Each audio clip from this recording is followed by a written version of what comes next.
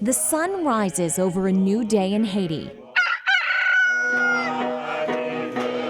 But the day starts way before sunrise here in Grand Goave.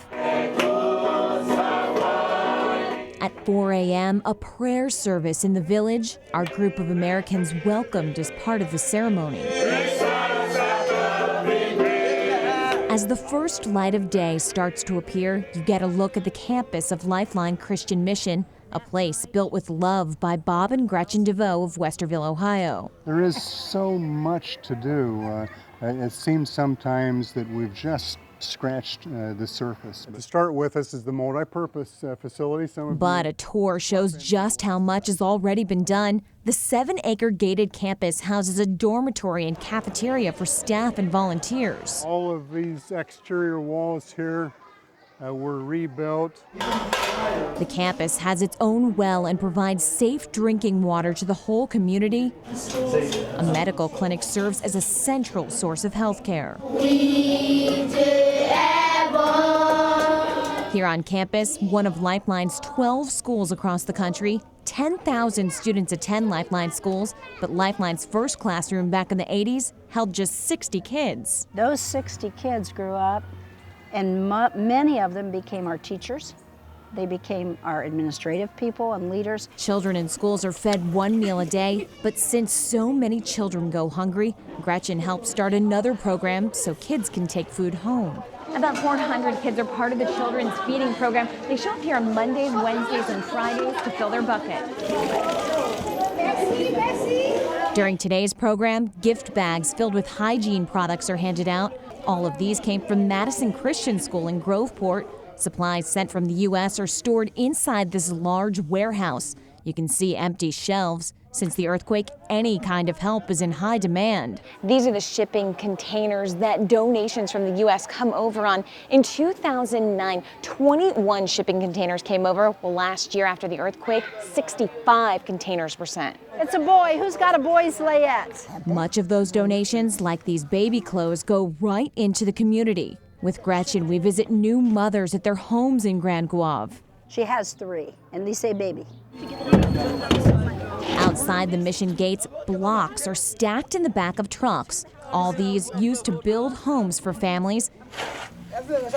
It cost Lifeline about $4,000 US to build a home. Since the earthquake, nearly 200 families have received Lifeline homes.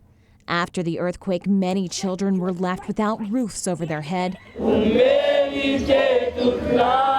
The next day, we meet some of them at Lifeline's children's home just outside Port-au-Prince. All of the children living here are either orphans or one-parent orphans whose parent can't afford to take care of them. I feel very happy, to be here.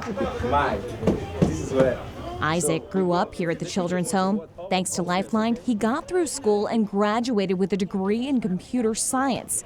Now he's a translator for the mission. He even started a girls' basketball team to give kids an outlet after the earthquake. Working with the children here, so it's a blessing for me. It's men like Isaac that remind Bob and Gretchen why they've worked so hard for 30 years. And that's what matters, is to know that we have been an instrument for people to grow and to have opportunity that they wouldn't have had. Their impact evident on Sunday morning. A packed church turns out, and that's a gift for the Ohio couple who've given their lives to change so many others.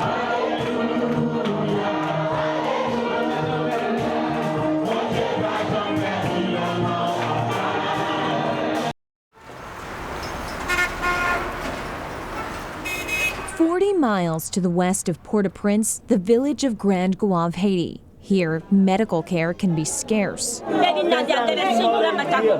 Word that American doctors are in the clinic at Lifeline Christian Mission for the week has spread quickly. During the earthquake, this was the best medical facility for miles. Many of these doctors, like Dave Pound, rushed here after the quake. This is to help her breathe better. Today, he'll see more than 30 patients. Every appointment ends with a prayer. Heavenly Father, I pray that you will bless this lady. You doing okay? Good. Does it hurt? Tammy Kincaid is a nurse at Children's Hospital in Westerville, Ohio. And we've seen a little girl with possibly malaria. This is her first trip to Haiti, and it's definitely different from American medicine. Good job. We certainly don't have all the good things that we have at Children's, and it's a little bit different. Here in Haiti, they use whatever they can. You can see baking racks and dish mats hold the instruments that are used for surgery. So there's a lot of improvising this time. MacGyver would have loved it here. We'll make this work. Lots of improvising every day inside the operating room, too. Without these doctors, people who need surgery would have to travel all the way to Port-au-Prince. For many, that's impossible. Even getting to Lifeline's clinic difficult for patients. So the U.S. medical team goes to them. High in the mountains of Viakai at the Lifeline School, a mobile clinic sets up shop. This area hard hit by the earthquake. Here at Viakai, the school building crumbled. Fortunately, none of the students were hurt, but you can see this was the original foundation of the building. But the survival stories are heartbreaking. This morning we prayed with a woman who had lost her husband in an earthquake and asked for me to pray that she wouldn't be lonely at night, that her heart would not be broken any further. For Dr. Doug Hardy, mobile dentistry has become a spectator sport at the school. Okay, problem, okay? Inside the school, Dr. Joni Scott settles in for a long day. Within 10 minutes of us setting up, we had the place pretty well loaded down. A church in the rural town of Gentil also filled with patients. Here at the Gentil Mobile Clinic, people wait here inside the church. Finally, they get up here to fill out some medical paperwork. Then they wait here on the side of the church so they can come see a doctor.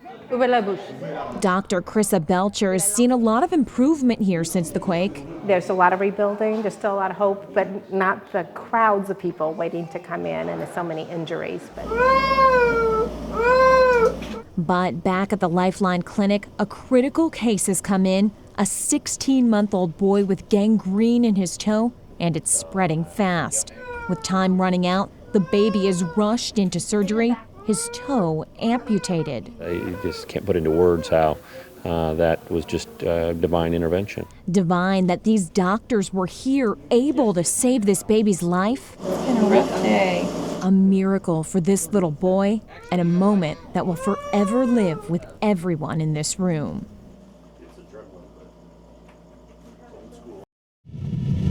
All the empty place you can see, that building fell down.